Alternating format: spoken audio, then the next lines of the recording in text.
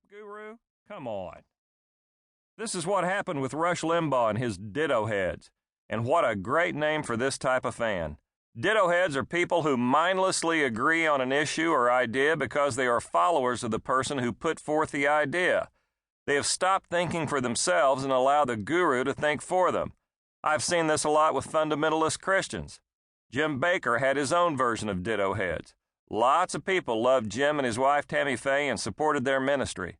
Then old Jimmy had an affair with a staffer and his followers discovered he wasn't quite as pure as they thought he was. Their faith was shaken because they lost sight of the message itself and focused too much on the mouthpiece for the message, and he turned out to be a disappointment. There are many extreme examples of the phenomenon, such as the Branch Davidians in Waco and Jim Jones and his followers at Jonestown. Jones' followers ended up drinking the Kool-Aid and died as a result. Now that's extreme.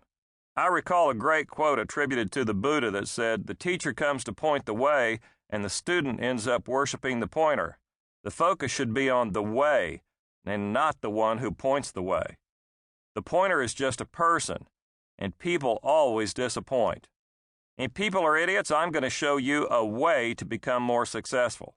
I don't claim that it's the way, it's only a way. I'm going to show you ways to become successful that have worked for me. I believe they will work for you, too. I don't want you to drink my Kool-Aid. I am much more interested in you mixing up a batch of your own. I want you to think for yourself. I would like for you to nod your head from time to time in agreement, but I would enjoy it if you vehemently disagreed with me every once in a while, too. If you disagree, it proves you're thinking. Thinking is always a good thing, and it's very rare. So if this audiobook makes you think, it's a great audiobook. Remember what the philosopher Bertrand Russell once said, "Many people would rather die than think. In fact, most do." Let me say a word about my style. I don't like surprises, and I doubt you do either. So allow me to comment on my style for those of you who are new to my work. It's confrontational. I know that. It's abrasive. Again, I'm aware. A woman wrote a critique of my book, Shut Up, Stop Whining, and Get a Life, saying she didn't like it because she found it abrasive. Seems to me that the title alone should have been a clue. Did she really have to read the whole thing to figure that out? It's like picking up the dictionary and complaining because it's full of definitions. The same applies to this program. The title alone is a warning, but it won't be enough of a warning for some folks, so I'm including another. Don't be shocked or surprised by what I say here. You have been warned. I am also fully aware that some people don't respond well to confrontational and abrasive, and instead respond better to warm and fuzzy.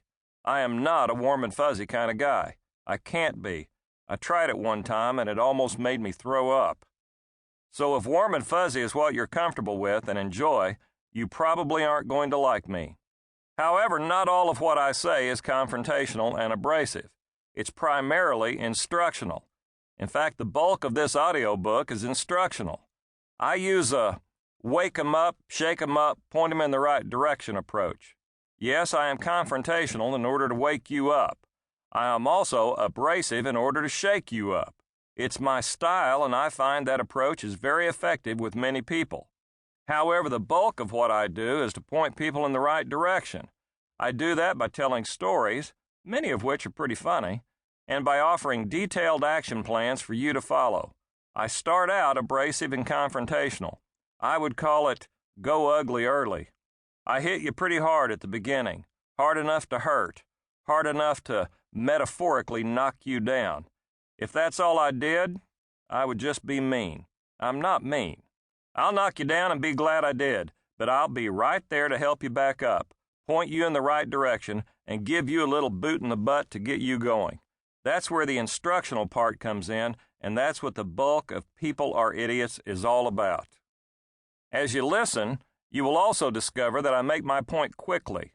There is no reason to beat around the bush when it comes to telling people what they need to do to be more successful. Why tell you how to build the watch when I could just tell you what time it is? I don't have time for tact.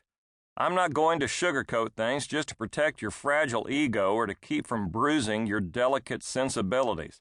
I'm just going to say stop doing that because it doesn't work, and start doing this because it does. Sound good to you? You've heard it said before, different strokes for different folks.